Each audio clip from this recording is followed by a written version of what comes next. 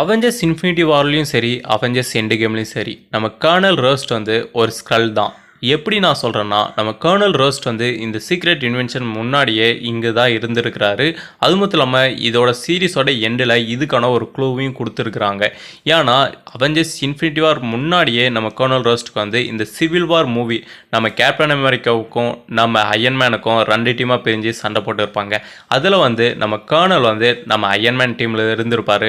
நம்ம கர்னலை வந்து தவறுதலாக நம்ம விஷன் வந்து அட்டாக் பண்ணியிருப்பார். ஏன்னா ஏம் பண்ணது வந்து நம்ம சாமுக்காக தான் ஏம் பண்ணியிருப்பாரு அட்டாக்கிங்க. ஆனால் நம்ம ராடி வந்து அதில் வந்து மாட்டியிருந்திருப்பார்.